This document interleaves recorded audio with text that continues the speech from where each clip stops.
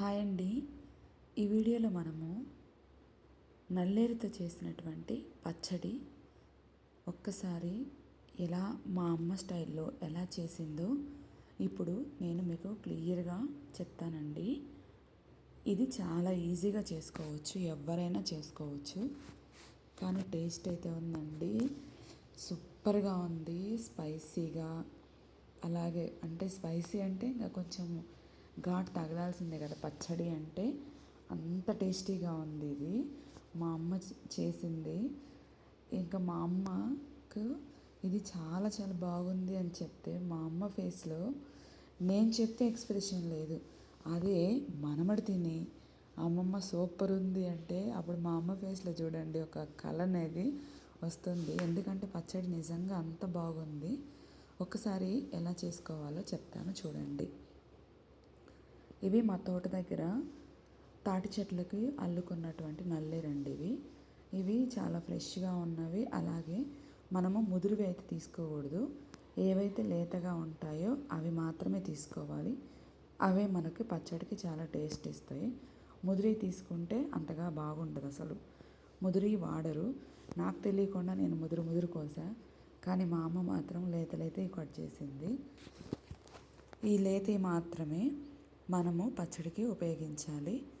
ఇలా ఇంటికి తీసుకొచ్చుకున్న తర్వాత వాటికి ఉన్నటువంటి పైన ఇలా స్కిన్ అయితే మొత్తం నీట్గా క్లీన్ చేసుకోవాలి. అలా చిన్న చిన్న పీసెస్ ఉంటాయి కదా, ఆ పీసెస్ మొత్తాన్ని ఇలా శుభ్రంగా క్లీన్ చేసుకోవాలి. ఆ తర్వాత ఇప్పుడు మనము కళాయి పెట్టుకొని అందులో ఎండుమిరపకాయలు వేసుకోవాలి. ఎండుమిరపకాయలు బాగా ఇలా ఫ్రై అయిన తర్వాత పక్కకు పెట్టుకోవాలి.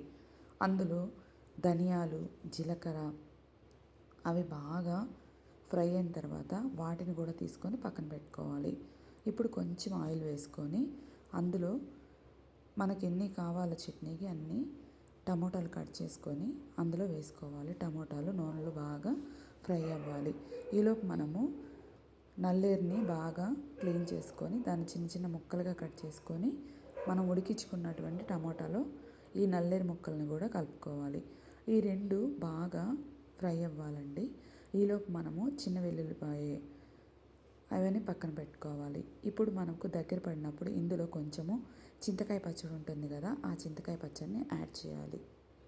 ఇప్పుడు అన్నిటినీ పక్కన పెట్టుకొని దాంట్లోకి ఉల్లిగడ్డలు కూడా కట్ చేసుకొని మనకు రోట్లో దంచుకుంటే పచ్చడి చాలా టేస్టీగా వస్తుంది.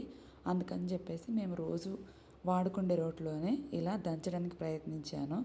కానీ నాకైతే ఆ దంచుతుంటే ఎండుమిర్చి స్మెల్ అయితే ఎంత బాగుందంటే బాబా, ఇంకా నేను దంచలేక మా అమ్మకైతే ఇచ్చాను. మా అమ్మ వాళ్ళు రోజు దంచుతారు కాబట్టి వాళ్ళకు చాలా ఈజీగా దంచడం వస్తుంది.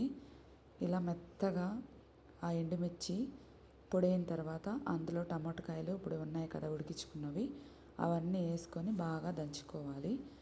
ఆ దంచుకున్న తర్వాత మనం ముందుగా కట్ చేసుకున్నటువంటి ఉల్లిగడ్డలు, అలాగే వెల్లిగడ్డలు అంటే తెల్లుల్లిపాయలు, ఇవన్నీ కలిపి బాగా దంచుకోవాలి. చూడండి ఎంత కలర్ఫుల్గా ఉందో చట్నీ. అయిపోయిందండి, మన చట్నీ రెడీ అయిపోయింది. చట్నీ అనడం కంటే పచ్చడి అండి, రోటి పచ్చడి. అబ్బాయి రోటి పచ్చడి తింటుంటే ఎంత బాగుందో తెలుసా. చాలా బాగుంది పచ్చడి. స్పైసీగా కూడా ఉంది. ముందు నేను టేస్ట్ చేసి మా బాబుకి అయితే పెట్టాను. ఎందుకంటే చిన్నపిల్లలు ఎక్కువ కారం తినలేరు కదా. నేనైతే ఇంత పచ్చడి మొత్తం కలుపుకొని ఫుల్గా తినేసా. అసలు అంత బాగుంది పచ్చడి. మీరు కూడా ఒకసారి ట్రై చేయండి. ఈ వీడియో కనుక మీకు నచ్చితే లైక్ చేయండి, అలాగే షేర్ చేయండి. ఇలాంటి మరెన్నో మంచి వీడియోస్ కోసం మన ఛానల్ని సబ్స్క్రైబ్ చేసుకోండి. ఇంతకీ ఈ పచ్చడి మీరు ఎప్పుడైనా ట్రై చేశారా? మీకు ఎలా వచ్చిందో కమెంట్ చేయండి. మీరు ఇప్పటివరకు ట్రై చేయకపోతే ఈ నల్లేరు పచ్చడి ట్రై చేయండి అండి. ఇది చాలా హెల్త్కి మంచిది. అందుకనే మా అమ్మతో మరీ చేయించుకున్నాను నేను ఈ పచ్చడి. ఇంకా మాకు ఎలాంటి కెమికల్స్ లేకుండా మా పొలాల గట్లమ్మటి దొరికినాయి కాబట్టి ఇంకా అదృష్టవంతులం అనుకొని పచ్చడి తినేసాం ఆ రోజు.